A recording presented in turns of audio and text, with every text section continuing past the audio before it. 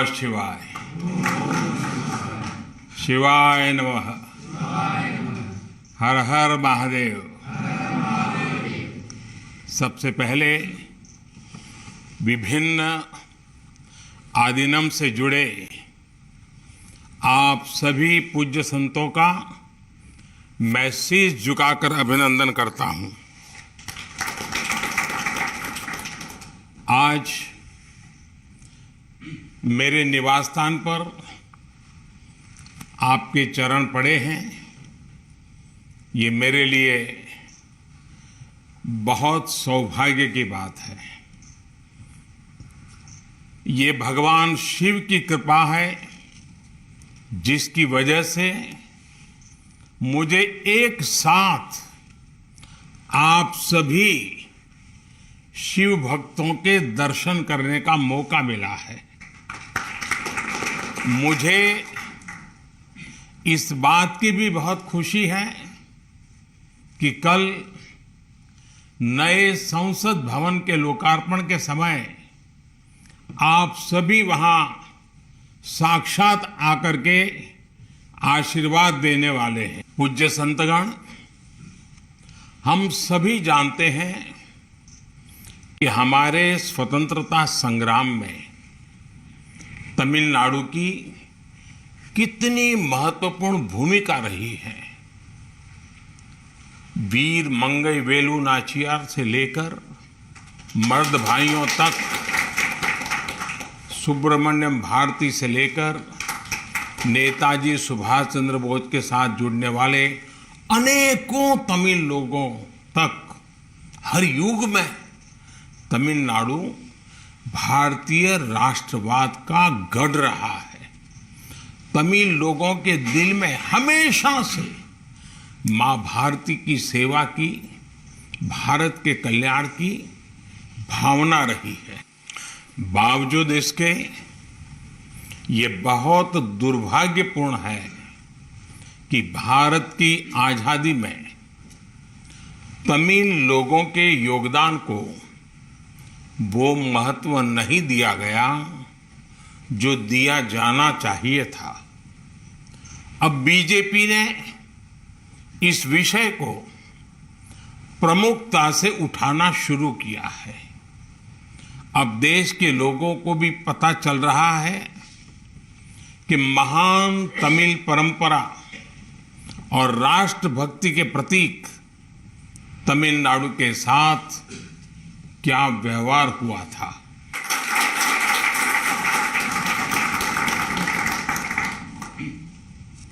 जब आजादी का समय आया तब सत्ता के हस्तांतरण के प्रतीक को लेकर प्रश्न उठा था। इसके लिए हमारे देश में अलग अलग परंपराएं रही हैं, अलग अलग रीति रिवाज भी रहे हैं, लेकिन उस समय राजाजी और आदीनम के मार्गदर्शन में हमें अपनी प्राचीन तमिल संस्कृति से एक पुण्य मार्ग मिला था। ये मार्ग था सेंगोल के माध्यम से सत्ता हस्तांतरण का। तमिल परंपरा में शासन चलाने वाले को सेंगोल दिया जाता था।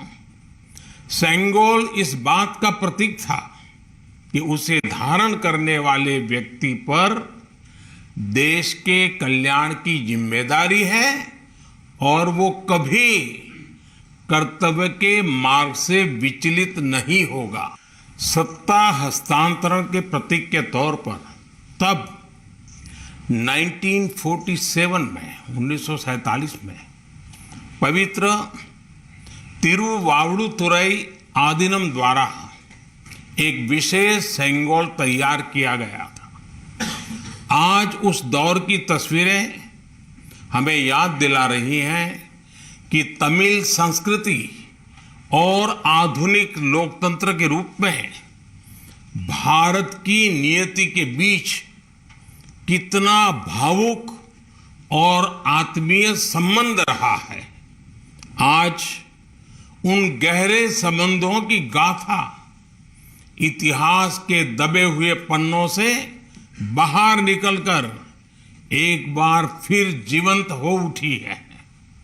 इससे उस समय की घटनाओं को समझने का सही दृष्टिकोण भी मिलता है और इसके साथ ही हमें ये भी पता चलता है कि सत्ता के हस्तांतरण के इस सबसे बड़े प्रतीक के साथ क्या किया गया। मेरे देशवासियों, आज मैं राजा जी और विभिन्न आदीनम की दूरदर्शिता को भी विशेष तौर पर नमन करूंगा।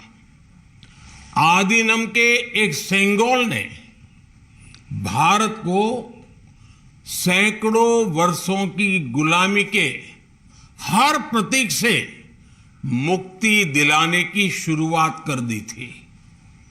जब भारत की आजादी का प्रथम पल आया, आजादी का प्रथम पल, वो क्षण आया, तो ये सेंगोल ही था जिसने गुलामी से पहले वाले कालखंड और स्वतंत्र भारत के उस पहले पल को आपस में जोड़ दिया था।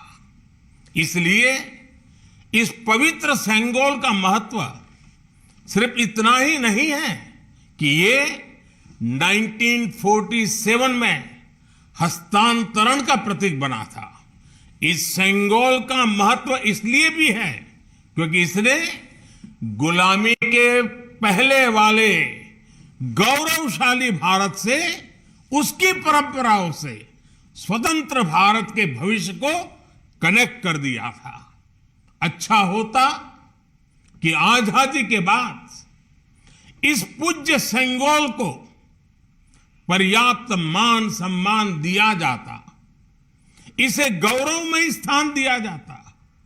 लेकिन ये सेंगोल प्रयागराज में, आनंद भवन में वॉकिंग स्टिक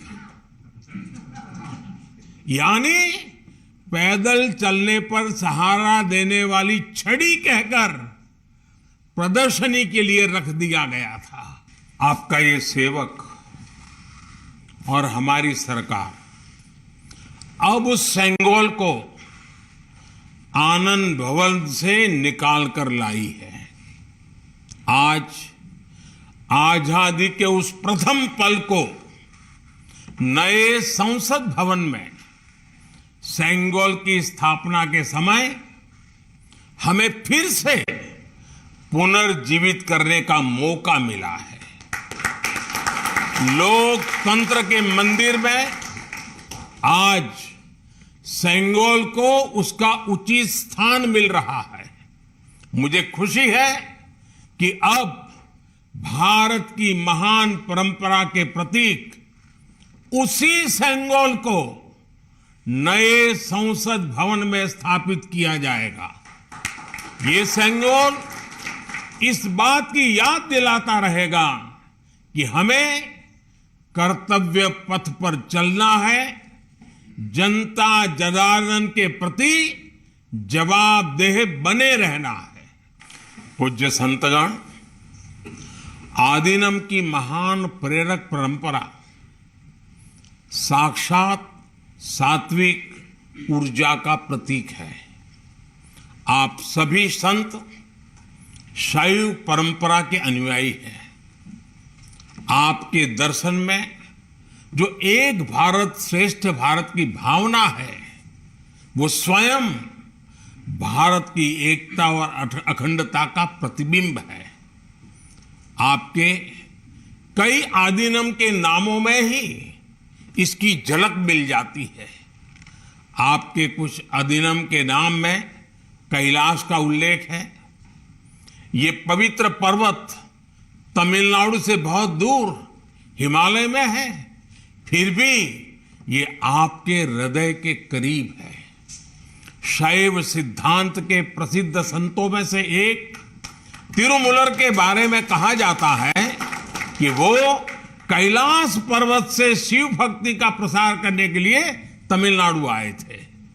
आज भी उनकी रचना तिरुमंदिरम के श्लोकों का पाठ भगवान शिव की स्मृति में किया जाता है। अपर, समंदर, सुंदरर और माणिका वासगर जैसे कई महान संतों ने उज्जैन, केदारनाथ और गौरीकुंड का उल्लेख किया है। जनता जनार्दन के आशीर्वाद से आज मैं महादेव की नगरी काशी का सांसद हूं, तो आपको काशी की भी बात बताऊंगा। धर्मपुरम आदीनम के स्वामी कुमार गुरुपरा तमिलनाडु से काशी गए थे। उन्होंने बनारस के केदार घाट पर केदारेश्वर मंदिर की स्थापना की थी। तमिलनाडु के तिरुपन्नदारु में काशी मठ का नाम भी काशी पर रखा गया। इस मठ के बारे में एक दिलचस्प जानकारी भी मुझे पता चली है। कहा जाता है कि तिरुपन्नदारु का काशी मठ तीर्थ यात्रियों को बैंकिंग सेवाएं उपलब्ध कराता था। कोई तीर्थ यात्री तमिलनाडु के काशी मठ में पैसे जमा करने के बाद काशी में प्रमाण पत्र दिखाकर वो पैसे निकाल सकता था। इस तरह शैव सिद्धांत के अनुयायियों ने सिर्फ शिव भक्ति का प्रसार ही नहीं किया, बल्कि हमें एक दूसरे के करीब लाने का कार्य भी किया। पूज्य संतगण, सैकड़ों वर्षों की गुलामी के बाद भी तमिलनाडु की संस्कृति आज भी जीवंत और समृद्ध है, तो इसमें आदीनम जैसी महान और दिव्य परंपरा की भी बड़ी भूमिका है। इस परंपरा को जीवित रखने का दायित्व संत जनों ने तो निभाया ही है, साथ ही इसका श्रेय पीड़ित, शोषित, वंचित सभी को जाता है कि उन्होंने इसकी रक्षा की, उसे आगे बढ़ाया। राष्ट्र के लिए योगदान के मामले में आपकी सभी संस्थाओं का इतिहास बहुत गौरवशाली रहा है। अब उस अतीत को आगे बढ़ाने, उससे प्रेरित होने और आने वाली पीढ़ियों के लिए काम करने का समय है। पूज्य संतगण, देश ने अगले 25 वर्षों के लिए कुछ लक्ष्य तय किए हैं। हमारा लक्ष्य है कि आजादी के 100 साल पूरे होने तक एक मजबूत, आत्मनिर्भर और समावेशी विकसित भारत का निर्माण हो। 1947 में 1947 में आपकी महत्वपूर्ण भूमिका से कोटि कोटि देशवासी पुनः परिचित हुए हैं। आज जब देश 2047 के बड़े लक्ष्यों को लेकर आगे बढ़ रहा है, तब आपकी भूमिका और महत्वपूर्ण हो गई है। आपकी संस्थाओं ने हमेशा सेवा के मूल्यों को साकार किया है।